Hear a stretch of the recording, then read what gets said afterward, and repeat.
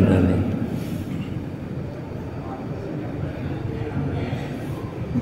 Alhamdulillah, Allah izinkan kita memasuki bulan Dzulhijjah dan kita sedang menantikan momen-momen yang sangat luar biasa di Arafah, dan saatnya kita juga menantikan tanggal 10 Dzulhijjah untuk kita sama-sama merayakan hari raya. Rasulullah SAW berpesan kepada kita semua bahwa min ayyamin al-amal shalih fihi ahabbu ila Allah min hadhihi ayyam. Tidak ada hari-hari yang amal soleh itu sangat dicintai oleh Allah kecuali seperti hari-hari yang saat ini, kata Nabi. Itu pada saat 10 awal Dzulhijjah. Tidak ada hari-hari yang amal soleh itu sangat dicintai oleh Allah seperti hari-hari ini, kata Nabi, yaitu hari awal 10 Dzulhijjah. Para sahabat bertanya, "Wal jihad fi sabilillah ya Rasulullah, apakah amal soleh di awal 10 Dzulhijjah itu sebanding juga dengan jihad fi sabilillah?" Kata Nabi, "Wal jihad fi sabilillah, tidak sebanding." Orang yang berbuat amal soleh di awal bulan Dzulhijjah ini tidak sebanding juga dengan orang yang jihad fi sabilillah. Illa, kecuali kata Nabi, rajulun kharaja bi malihi wa nafsihi wa lam yarji' bi dzalika bi syai'. Kecuali adalah seseorang yang dia berjihad dengan hartanya, dengan dirinya, dan dia kemudian tidak pernah kembali dari itu semua. Itu baru sebandingnya. Bahwa seseorang yang berangkat berjihad fisabilillah, dia sendiri pergi berperang, hartanya juga habis untuk berperang fisabilillah, itu saja yang sebanding dengan orang yang berbuat amal soleh di awal 10 awal bulan Dzulhijjah. Maka kita, saudara yang dimuliakan Allah, berada pada waktu-waktu yang sangat afdal, sangat baik, dan sangat baik, dilipat gandakan oleh Allah akan amal-amal soleh yang kita lakukan pada 10 awal bulan Dzulhijjah ini. Maka perbaiki niat kita, perbanyak istighfar kita, perbanyak kita membaca Al-Quran, dan perbanyak pula kita berbuat amal soleh yang lainnya, membantu saudara kita sesama kita, karena itu adalah bagian amal soleh yang dilipat gandakan pahala oleh Allah Subhanahu wa Ta'ala. Sebelumnya suara saya enak dengan pas ininya, speakernya pas. Tambah. Speakernya kurang, mohon tambah sedikit ya.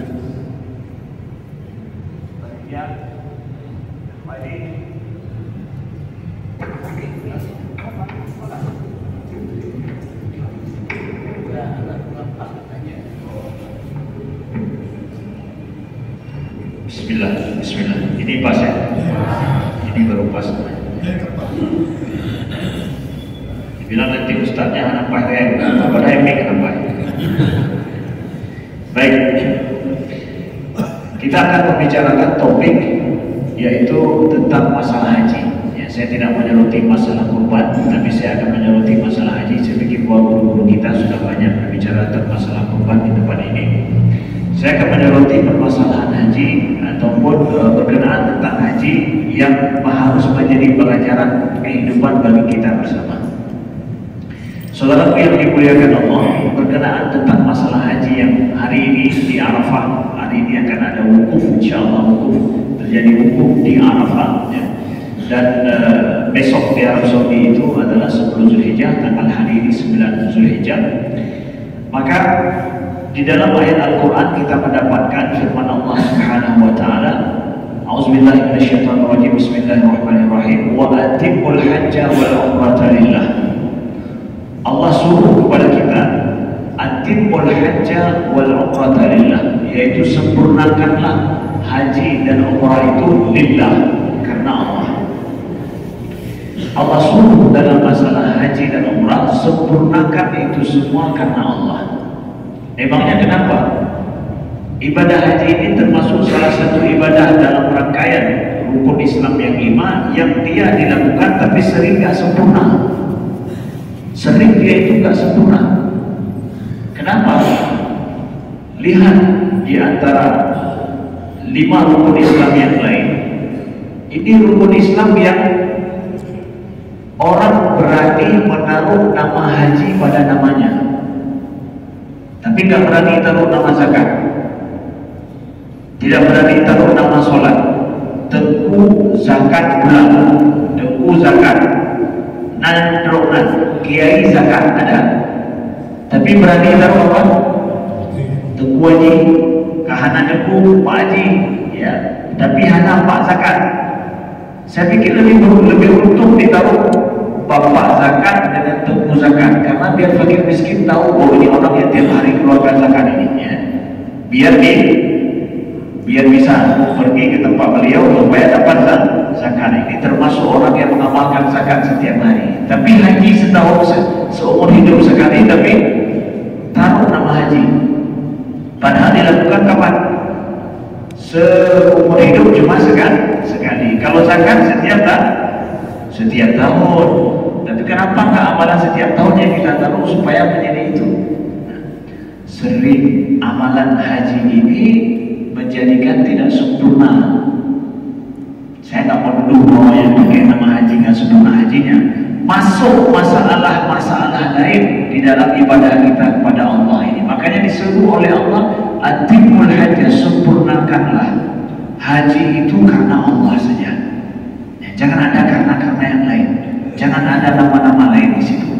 Tapi lillah saja. Saya tahu ada di Indonesia ini suatu daerah, tapi entah ada daerah yang lain juga, tapi satu daerah ini yang saya tahu ketika saya bekerja di haji sebagai petugas haji dari Kairo, dari Mesir, itu ada suatu daerah ramai orang yang pergi haji itu sebelum menikah. Jadi mudah-mudah haji muda banyak sekali. Ini menjadikan beda dengan tempat-tempat lain. Ya, kalau kita mungkin ya 70% sudah berusia, tapi di sini hampir 50% itu muda-muda semua. Apa sebabnya? Sebabnya itu adalah kalau berangkat haji sebelum menikah, maka itu akan punya harga lain di masyarakat kalau dia sudah pernah haji sebelum menikah. Kalau wanita, maharnya akan mahal sekali. Mahalnya karena hajjah sebelum menikah. Begitu juga laki-laki punya nilai sosial yang sangat luar biasa karena dia berhaji sebelum menikah. Haji ini ya, di antara 5 rukun Islam yang lain, dia sering masuk hal-hal yang begitu, yang tidak ada lillahnya. Kita tidak menuduh, tapi Allah sempurna suruh kepada kita khusus masalah haji dan umrah, jadikan itu adalah karena Allah Subhanahu wa ta'ala. Ada juga yang pergi ke sana beribadah haji tapi bukan untuk ibadah. Ada pergi ke sana karena permasalahan pribadi, sumpah di sini, kemudian ada masalah di kampung, kemudian ada masalah di negerinya, mau cuci nama di sana, bukan cuci uang tapi cuci nama di sana, ya. Jadi permasalahan keduniaan ini sering menjadikan orang pergi umrah, pergi haji itu tidak sempurna. Maka ini betul-betul disebutkan dalam Al-Quran, hajimu sempurnakanlah haji wa umrah dan umrah karena Allah Subhanahu wa ta'ala. Maka gak biasa sebenarnya, gak lazim dan gak baik juga kalau kita membubuhkan nama orang haji tanpa kita minta izin, ya, tanpa minta izin. Tapi di masyarakat kita rasanya kalau sudah berhaji beliau, ya disebutkan nama beliau Tengku Haji, dianggap itu lumrah dan sebuah kehormatan. Tidak baik juga seperti itu, ya. Mungkin orang yang itu sendiri tidak mau disebutkan haji pada namanya karena hajinya karena Allah, nggak rencana untuk supaya apa? Supaya diketahui orang, supaya dapat titel, ya. Saya pikir tidak, ya. Tapi itu namanya seperti lumrah di depan kita, ya. Tengku Haji Abri Fadmi. Jadi hajinya itu tak kita suruh pun sudah tahu karena dianggapnya si galado katanya apa yang lagi tadi, ya. Enggak begitu, tidak boleh, ya. Orang berhaji karena Allah. Kalaupun misalkan orang hanya tidak bersih juga, ya, itu juga tidak masalah berangkat haji. Kita berangkat haji nggak ada yang nantar kita, nggak ada rame-rame nantar. Itu jadi adat budaya kita juga. Ini masuk hal-hal yang kita harus menjaga hati kita kalau rencana jadi calon haji ke depan, ya. Bahwa kalau nggak ada yang datang bersejuk dari kampung rame-rame, kalau seandainya tidak ada orang yang datang, bagaimana perasaan kita? Ya, lonjak wajib anak tuannya. Ada yang berangkat haji itu tanya siapa-siapa yang akan datang, ya. Si ini datang nggak? Si itu datang nggak? Atimul hajja wal umrata lillah. Sempurnakan haji dan umrah itu karena Allah. Gak masalah kalau kita pergi haji orang gak ada yang tahu, gak ada masalah. Kita mau haji karena Allah. Setiap orang ada cara tersendiri untuk menjaga diri, menjaga ikhlasnya karena Allah Subhanahu wa Ta'ala. Ya, tidak menutup kemungkinan tentunya ada juga orang yang walaupun begitu ikhlasnya haji itu mampu dia jaga. Bukan berarti ketika ramai orang mengantar itu bahwa itu sudah tidak ikhlas orang itu. Ada juga orang yang mampu untuk ikhlas karena Allah walaupun ramai-ramai orang mengeluhkannya atau mengantarkannya pergi ke tanah suci misalkan. Tapi yang pasti Allah perintahkan untuk sempurnakan karena Allah. Jangan sampai terganggu gara-gara masalah sosial kita di sini di kampung untuk ibadah kita karena Allah. Karena Allah ini harus menjadi perhatian kita bersama saudaraku yang dimuliakan Allah, dan Allah sebutkan langsung dalam Al-Quran. Kemudian kita lihat bahwa pergi berangkat ke tanah suci, pergi haji ini, mudah-mudahan yang belum punya kemampuan Allah berikan kemampuan untuk proses ke tanah suci, pergi haji ke Baitullah. Kemudian yang belum dipanggil oleh Allah, insya Allah mudah-mudahan diberikan kesempatan sebelum kita kembali kepada Allah untuk pergi menyempurnakan haji kita di tanah haram, insya Allah Taala. Amin ya rabbal alamin. Nah, pergi ke tanah suci pergi haji ini perlu kepada pengorbanan, baik secara harta, begitu juga secara jasad kita. Haji ini yang menggabungkan antara dua kemampuan fisik yang prima, kemudian kemampuan harta yang cukup.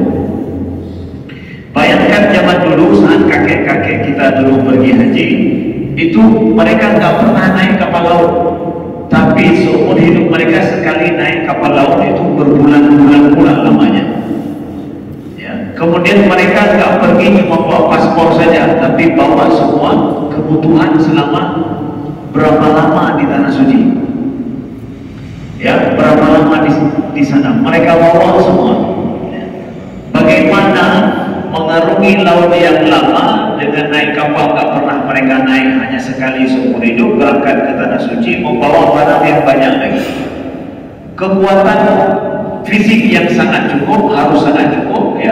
Kemudian finansial, keuangan, harta yang cukup selama pergi dan pulang lagi kemari, ya. Sampai ada di Sabang itu ada karantina lagi sebelum diberangkatkan, setelah pulang di karantina lagi 1 bulan lebih supaya baru kemudian masuk ke pulang menjumpai saudara di kampung. Jadi berbulan-bulan sampai 5 bulan lebih proses untuk pergi haji. Bayangkan itu.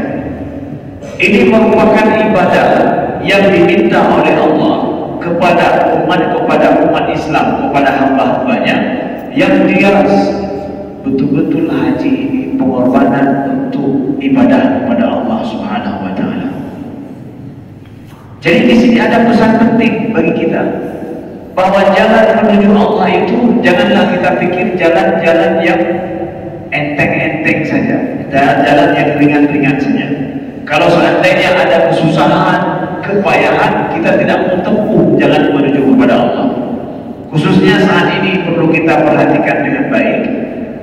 Pada saat orang hari ini hidup serba mudah, semuanya serba enak, semuanya serba, ya, apa yang kita mau hampir bisa kita wujudkan, kita dapatkan. Anak-anak muda hari ini kalau sedikit ada merasa sulit, udah dia tidak mau, dia menjadi yang mudah. Jalan kebenaran dan jalan menuju Allah itu tidak mudah. Jangan dipikir bahwa punya mudah bagi doi, punya anak mudah bagi salah. Jangan dipikir kalau benar itu bagi mudah, kalau salah itu sulit. Tidak. Jalan menuju Allah itu juga penuh dengan kesulitan. Jalan kebenaran itu juga penuh dengan pengorbanan di situ. Memang begitu adanya, saudaraku yang dimuliakan Allah.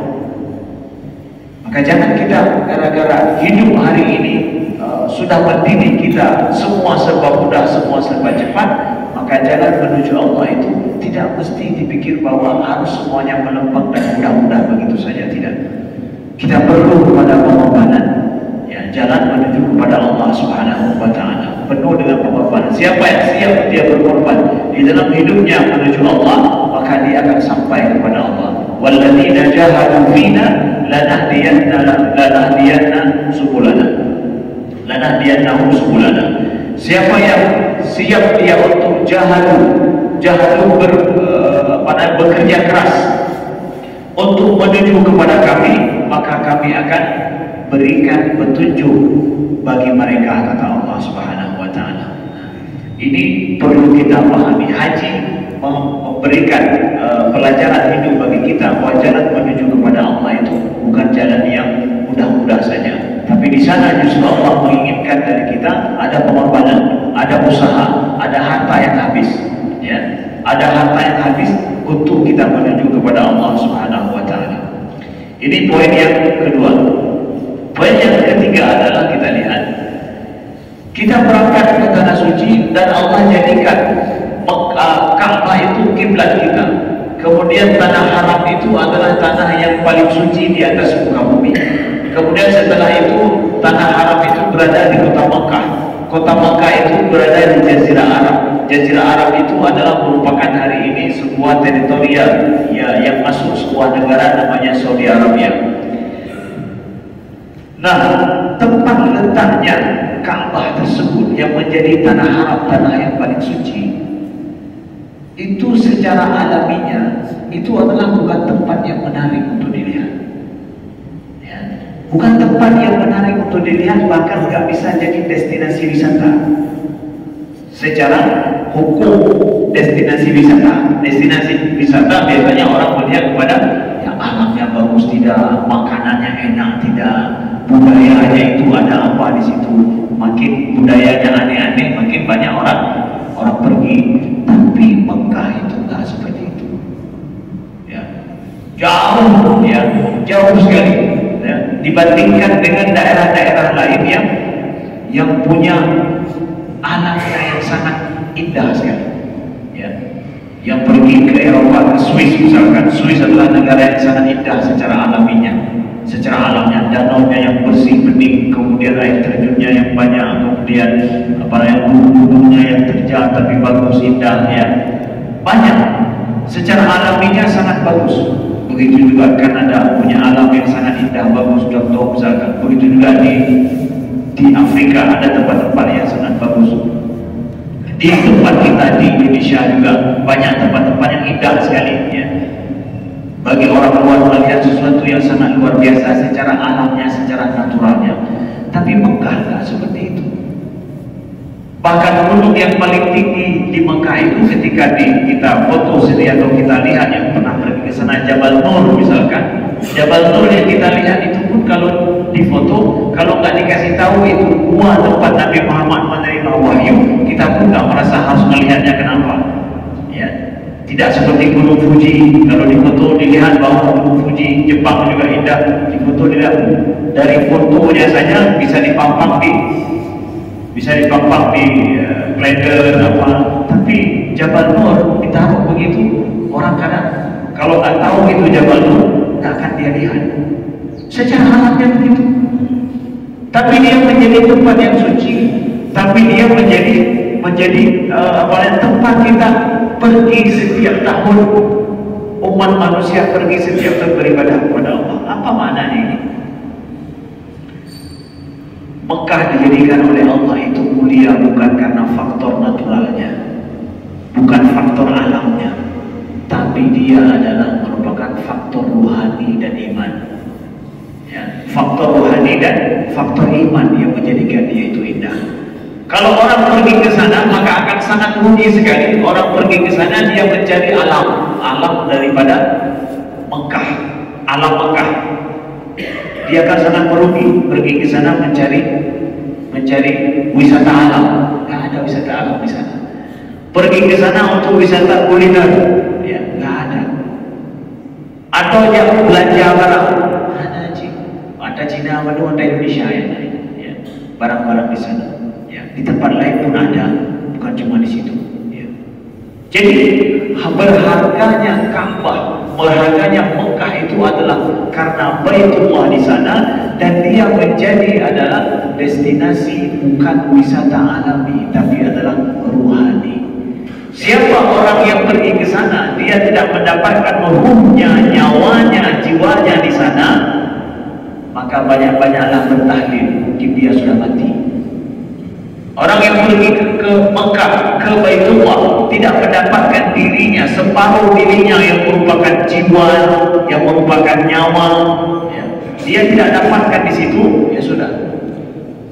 Sama seperti kita nampakkan sama seorang, ya, bahwa betapa indahnya gunung, kemudian ada air terjun, kemudian ada danau yang bening, sungai yang mengalir. Dia dengan matanya nggak tampak, dia lihat, berarti dia sudah buta. Ya, dia sudah buta. Ketika dia lihat air yang terjun yang indah, kemudian danau yang sangat bening, kemudian sungai yang mengalir indah, punya, udahnya, hanya. Gak tahu dia itu apa, dan gak mendapatkan sungai itu ada di situ. Tak dia dapatkan ada gunung yang indah itu ada di situ, gak terlihat sama dia. Apa kita bilang untuk orang ini? Pudar. Hah? Kenyaman? Pudar. Maka seorang pergi ke Ka'bah, ke Mekah, ke Baitullah, dia tidak mendapatkan jiwanya di situ. Tidak dia dapatkan separuh daripada dirinya, yaitu nyawanya selama itu tidak pernah terlihat, tak terbuka sedikit pun, tak ada yang dia dapat di situ. Ya sudah, berarti buta sisi yang lain, buta hati, buta jiwa. Kalau seorang tak mendapatkan itu di sana, makanya hikmah paling besar Allah jadikan Mekah itu di sana, bukan di Indonesia, ya. Ka'bah itu di sana bukan di Indonesia, bukan di Swiss misalkan, ya.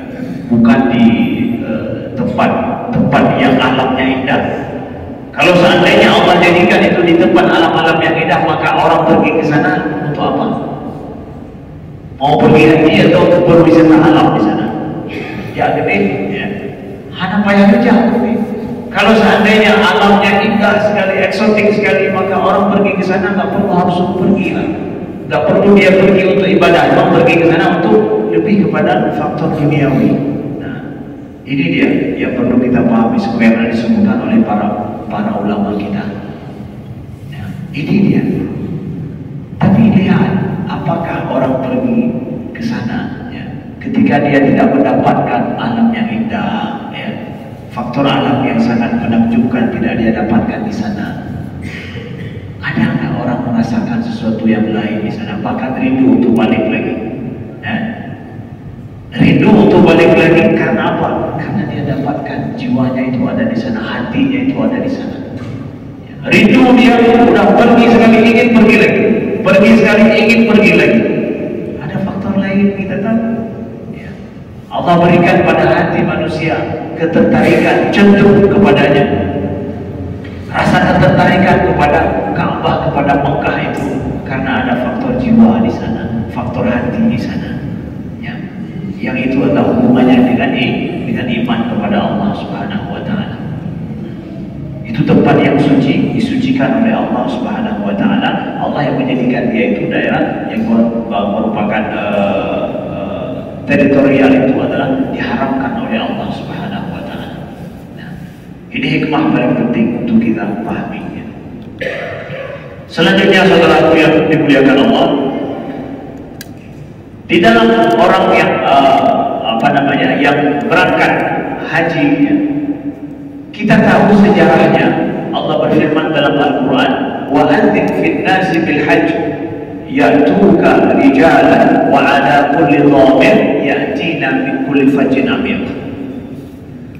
Wa anzir fin nas, serulah kepada manusia bil hajj, untuk melaksanakan haji. Ya'tuka, maka mereka akan mendatangi rijalan, dengan berjalan kaki, wa ala kulli dhamir, atau apa? Untuk dengan menunggangi unta-unta yang kurus. Jadi dhamir itu unta-unta yang kurus. Yatina min kulli fajjin amil, yang akan berdatangan dari seluruh penjuru dunia yang jauh. Ya. Wa anzir finnas, Allah suruh pada nabinya untuk serukan pada manusia untuk berhaji. Maka mereka akan berjalan kaki menuju ke sana atau menunggangi kendaraan. Dhamir di sini unta yang jauh, unta yang kurus, kata para ulama. Arti unta yang kurus apa? Unta yang kurus adalah unta yang menempuh perjalanan yang sangat jauh. Ketika dia berjalan pertama dari tempatnya itu dalam keadaan gemuk sampai ke Mekah itu sudah kurus dia. Menunjukkan perjalanannya jauh sekali, tidak cukup air, tidak cukup makanan dia, sehingga perjalanan sangat jauh sampai dia menjadi kurus karena perjalanannya jauh. Menunjukkan bahwa ya, akan ada orang yang akan datang ke Ka'bah itu, ke Mekah itu dari penjuru dunia yang sangat jauh sekali dengan memakai kendaraan, nggak sanggup jalan kaki lagi. Kita lihat ayat ini ketika diturunkan kepada Nabi Muhammad SAW, diturunkan kepada Nabi Muhammad, itu terjadi ke ayat ini. Pergi ke Ka'bah berjalan kaki, ya ada. Pergi ke Mekah berjalan kaki, Nabi lihat. Tapi pergi ke Mekah, ke Ka'bah dari seluruh penjuru dunia, Nabi lihat tidak? Beliau tidak melihatnya.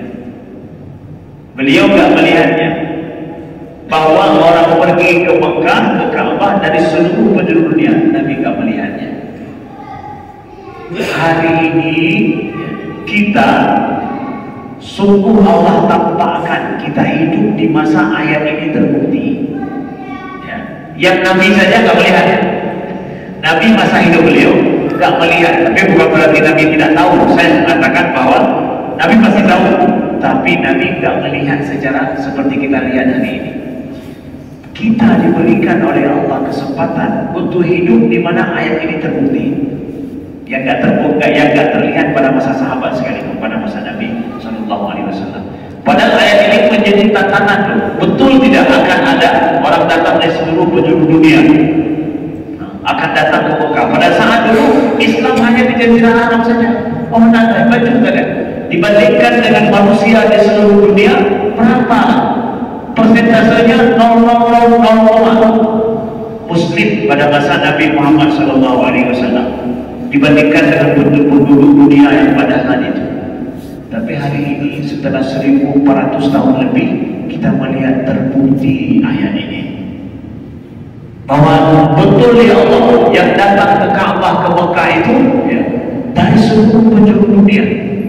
Bahkan kalau Bapak pergi ke haji ke sana, jumpa sama saudara-saudara kita Muslim, dikasih nama, kasih tahu nama negaranya, ada yang kita tidak tahu. Nagrobol, Benin, Nagrobol, Burkina Faso, panik Nagrobol. Tadi nggak mendengar dong, Nagrobol, Benin, emangnya Benin dan Nagrobol. Hanya itu ide. Padahal itu adalah saudara kita di sana, punya negeri, mereka hidup di sana. Kita nama negaranya saya kita tidak tahu. Dia udah sampai ke haji, kita nama aja belum tahu. Bayangkan saudara yang dimuliakan Allah dari seluruh penjuru dunia.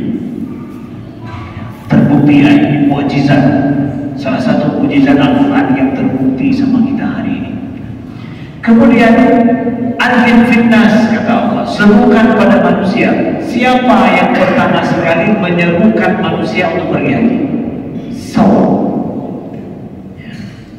Nabi apa?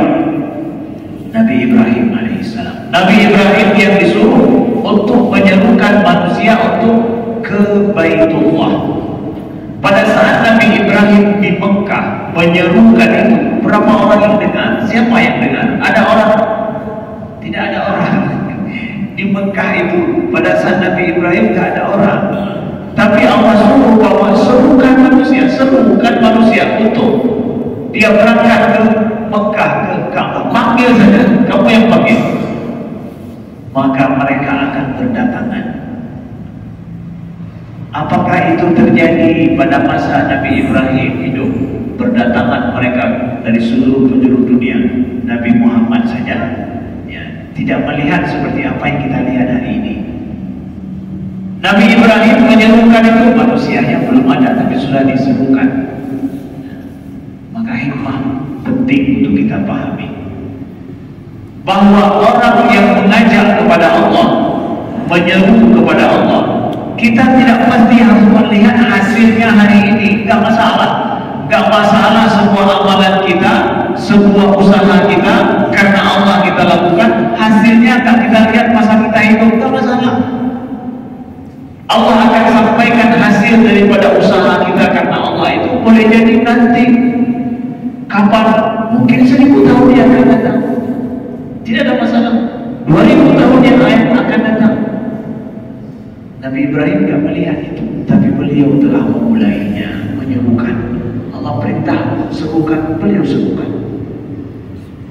Maka ada perlu sedikit kita perbaiki mindset kita bahwa kadang kita berjuang karena Allah ini ingin menjadi langsung benar-benar munawazin, menyahana wazin, gak sempat kita lihat hasilnya, kita mantap gagal nih.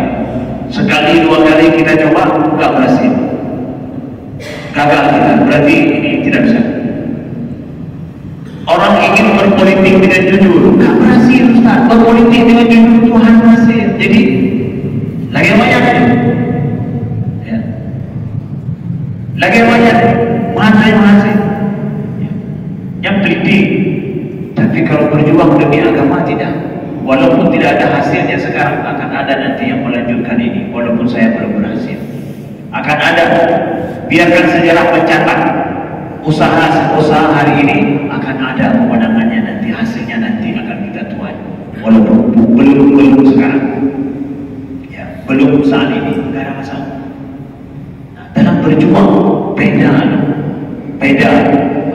hukum politik dengan hukum berdakwah, berjuang karena Allah. Berjuang karena Allah boleh saja, kadang hasilnya nggak kita lihat sekarang, nggak ada masalah. Suatu saat nanti itu akan ada hasilnya. Suatu saat nanti itu Allah akan sampaikan hasilnya, walaupun kita sudah tidak ada lagi. Nah, itu berjuang karena Allah. Nggak harus sekarang langsung mendapatkan hasilnya. Nabi Ibrahim ya, lakukan demikian. Beliau ya, kadang bahkan tidak melihat itu. Hari ini kita melihatnya. Nah, berapa lama antara beliau dengan kita, saudara yang dimuliakan Allah. Ya, wa'atin finnas. Ya. Kemudian Allah sampaikan di dalam Al-Quran adalah Al-Hajju ashhurun ma'lumat, faman farada fihinna al-hajja fala rafatha wala fusuqa wala jidala fil hajj. Wa ma taf'alu min khairin ya'lamu Allah wa tazawwadu fa inna khairaz zadi taqwa wa taquni ya ulil albab. Dalam surat Al-Baqarah. Dalam ayat ini Allah sampaikan Al-Hajju ashhurun ma'lumat, bahwa ibadah haji itu adalah pada beberapa bulan yang telah ditentukan, yaitu bulan Syawal, Dzulqa'dah, Dzulhijjah, ya. Itu adalah masa-masa yang ditentukan. Artinya bahwa haji itu ada masanya. Faman farada fihinna hajja, maka barang siapa yang sudah menetapkan hatinya untuk melaksanakan haji, fala rafatha wala fusuqa wala jidal, maka tidak boleh dia itu berkata-kata kotor, tidak boleh dia itu berbuat maksiat, fasik, dan juga tidak boleh dia itu berbantah-bantahan ketika dia melaksanakan haji atau berada melaksanakan ibadah atau umrah di sana. Ini kita lihat disebutkan oleh Allah 3 hal. Allah sebutkan dalam ibadah haji adalah pertama, fala rafath, berkata-kata kotor secara adab, kotor secara agama kita, ya, yang dilarang dalam agama dan bisa merusak adabnya, tidak ada, akhlaknya tidak ada. Rafas, kata-kata kotor, apa saja perkataan yang dilarang dalam agama, sesuatu yang tidak pantas kita ucapkan, ya, itu masuk dalam rafas. Secara adab ada lagi, ya. Bayangkan ini disebutkan pada saat kita pergi haji. Ustaz, kalau begitu, kalau nggak pergi haji boleh? Ya, apakah nggak pergi haji boleh? Pergi haji itu adalah ujian daripada akhlak manusia yang paling tinggi. Itu ujian akhlak yang levelnya level tinggi sekali. Maka menilai orang secara akhlak ini nggak keluar dari 3 hal ini. Perkataannya baik tidak, bermanfaat tidak, berguna tidak, ada menyakiti hati orang lain tidak. Itu termasuk dalam lafaz ini. Ya. Kata-kata yang tidak berguna ada tidak? Ini ujian akhlak secara perkataan. Kemudian wala fusuqa. Fusuk ini adalah berbuat maksiat. Fusuk berbuat sesuatu di luar daripada yang disuruh dalam agama kita. Yang dilihat secara zahirnya itu tidak pantas secara perbuatan. Maka orang pergi haji, ya, ujian akhlak yang paling tinggi, perkataannya tidak boleh tidak ada yang tidak boleh ada yang tidak baik. Kemudian perbuatannya secara zahir tidak boleh sesuatu yang menampakkan kepada kefasikan, sesuatu yang tidak pantas secara agama. Wala jidal, tidak berbantah-bantahan di sana. Berbantah-bantahan ini menjadikan sebab daripada kita tidak berukhuwah bersaudara sesama kita, tidak bersaudara sesama kita. Karena sering orang yang membantah itu bukan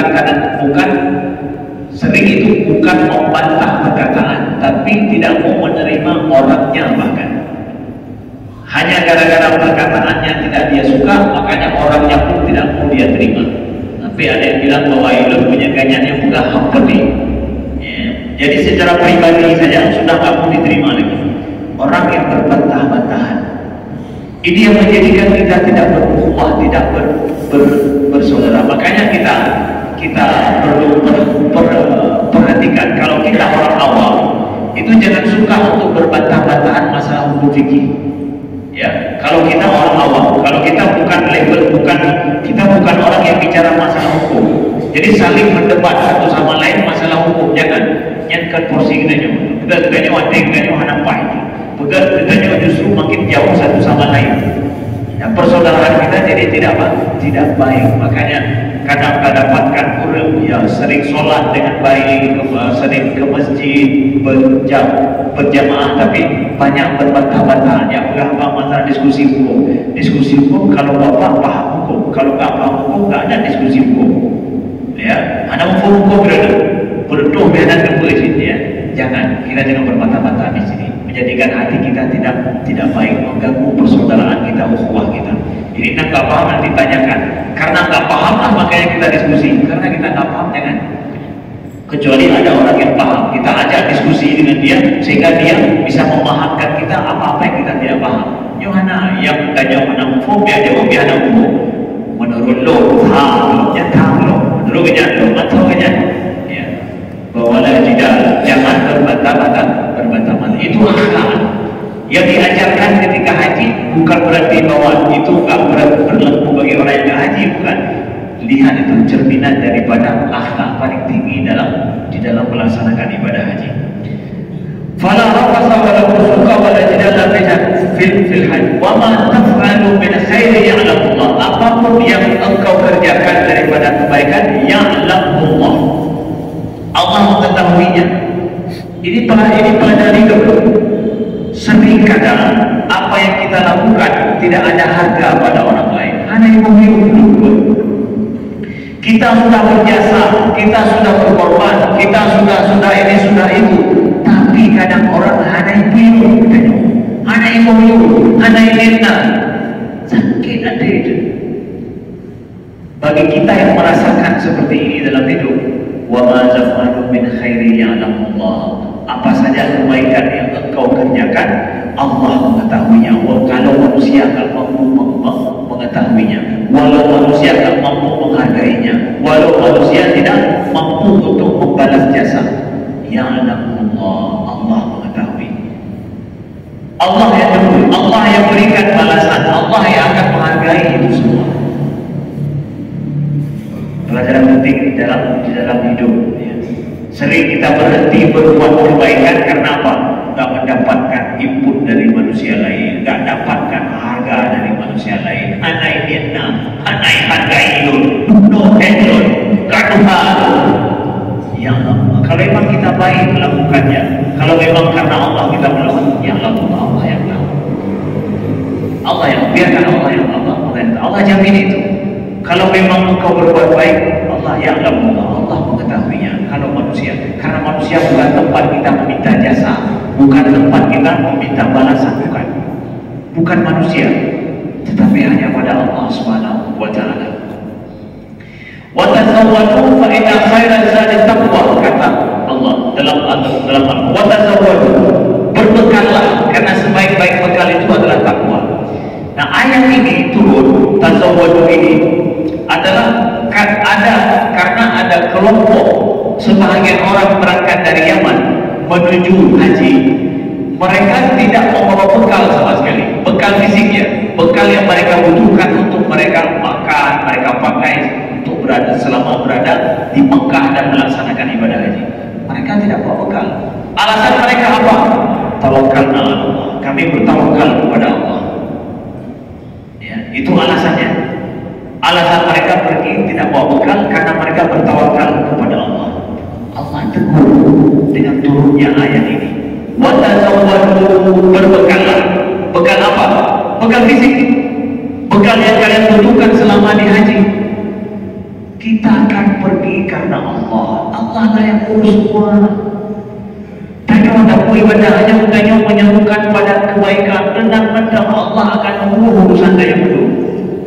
Sehingga bekal pun tidak bawa. Bajalan dan roe pun. Wadah dan roe. Apakah begitu? Bukan begitu. Ditegur sama Allah. Orang pergi ke haji kan pergi beribadah. Tawakalnya seperti apa? Lengkapkan semua kebutuhan, mulai dari kampung bawa semua. Tazawwadu, disuruh sama Allah. Tazawwadu, berbekallah.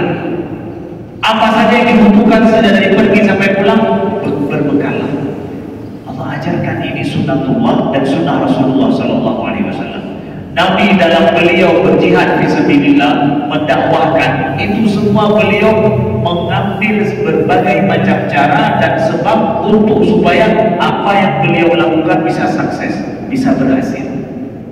Bukanlah takwa orang yang menyerahkan sepenuhnya tanpa usaha. Itu bukan takwa, bukan tawakal, itu bukan tawakal seperti itu.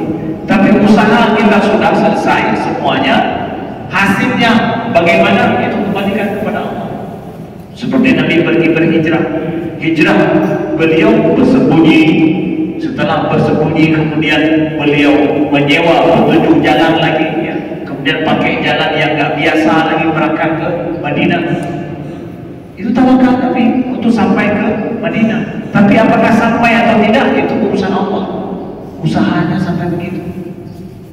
Nah, jadi kalau ada kita yang hari ini menganggap bahwa ya, hai, kita ini berada di jalan yang benar, kita beribadah kepada Allah, hanya mudah pikirnya, ya, yang oleh Allah, ya, Allah yang baik, itu bukan tawakal seperti itu, ya, berusaha sebenar-benarnya. Lalu Allah sampaikan, tazawwadu, berbekallah, fa inna khairaz zadi taqwa. Nah, kalaulah kalian mempersiapkan bekal fisik, bekal kebutuhan, ketahuilah bahwa ada bekal lain yang juga harus dipersiapkan, apa? Ketakwaan. Sebaik-baik bekal itu adalah takwa kepada Allah Subhanahu wa Ta'ala. Itu sebaik bekal. Karena apa? Itulah bekal kita sampai akhirat, saudara yang dimuliakan Allah. Ini pelajaran di dalam kehidupan tentang masalah haji. Terakhir sekali adalah Allah berfirman, fihi ayatun bayyinat maqamu Ibrahim. Bahwa di Baitullah itu, alhamdulillah yang kita pergi ke sana lihat, ada tanda-tanda yang sangat nyata. Apa itu? Maqam Ibrahim, maqam Nabi Ibrahim. Ya. Bagi sebahagian kita yang belum pernah pergi, ketika mendengar maqam Ibrahim, kita pikir apa? Makam berarti makam. Ya. Orang bukan makam, makamnya kuburan. Jadi di tempat di haji itu berarti dekat dengan Ka'bah itu kuburan Nabi Ibrahim, bukan kuburan makam itu. Tapi makam adalah tempat berdirinya Nabi Ibrahim ketika beliau membangun Ka'bah dulu di atas batu. Nah, batu itu masih ada sampai hari ini, tanda yang jelas dan nyata.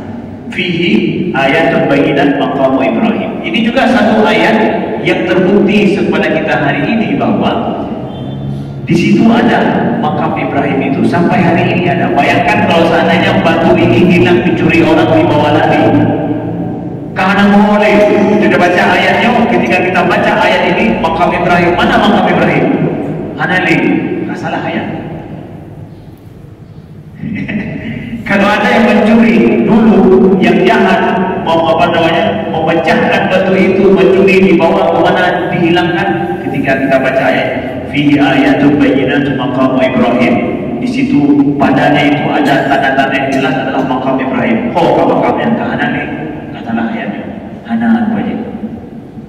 Tapi Allah jaga sampai hari ini bahwa di Ka'bah itu ada makam Ibrahim, sampai hari ini terjaga. Tempat berdirinya Nabi Ibrahim dalam membangun Ka'bah itu. Nah, di sini juga pesan untuk kita orang Aceh. Ini khusus untuk orang Aceh saya pesankan. Kenapa? Karena ini orang Aceh memahami makam itu dengan kuburan.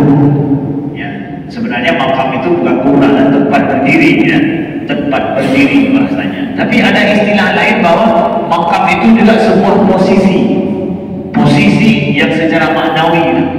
Yang makam kaya tinggi, yang bahasa Aceh juga benar. Istilahnya yang ke makam dan yang makam kan tinggi tanya. Ya. Ada sebuah posisi jabatan yang maknawi maknanya. Kita lihat bahwa Nabi Ibrahim alaihissalam, makam beliau itu yang kita lihat sampai hari ini itu karena jasa beliau dalam membangun Ka'bah. Beliau yang membangun Ka'bah yang sampai hari ini kita lihat Ka'bah seperti itu. Jasa Nabi Ibrahim besar tidak jasa beliau, besar sekali jasa beliau. Pertanyaannya kepada kita, saya juga dan kita semua, makam apa yang kita cari akan kita buat selama kita masih hidup? Nabi Ibrahim makamnya itu tuh kan batenya bentuknya dengan Ka'bah itu. Gara-gara bangun Ka'bah makanya batu ini berharga sebagai bukti. Karena itu sekarang kita makam apa yang akan kita tinggalkan kalau kita kembali kepada Allah? Apakah cuma batu nisan saja yang bertuliskan nama kita, kapan lahir, kapan mati? Atau hanya dua grade pahlawan pakai kaki tepung ujung tepung kaki satu di kaki kita ada pohon jarah dengan di kepala kita pohon jarah yang lebih itu tak ada makam kita sama sekali. Tuh ada punya hana makam. Carilah makam dalam hidup, ya, yang menjadi makam kita walaupun manusia tidak tahu kadang. Jangan makam kita cuma kuburan saja dan batu yang ada di situ. Nauzubillah, mungkin orang pun tidak tahu kuburan kita di mana. Tapi makam kita itu ada. Apa? Jasa kita bagi umat Nabi. Jasa kita dalam hidup, dalam berbuat amal soleh. Dengan sebuah lembaga, dengan sebuah masjid yang kita bangun, madrasah, pesantren yang kita buat, ataupun lembaga kemanusiaan yang kita buat dalam amar ma'ruf nahi munkar kita. Apa makam kita? Kita berjasa di mana? Empat jasa saya. Yang makam katanya. Itulah makam yang perlu kita buat dalam hidup, di mana kita berjasa bagi umat Nabi Sallallahu Alaihi Wasallam, bagi agama ini. Jelas? Ya. Mudah-mudahan Allah terima ibadah kita. Aku qouli hadza wa astaghfirullah li wa lakum. Assalamualaikum warahmatullahi wabarakatuh.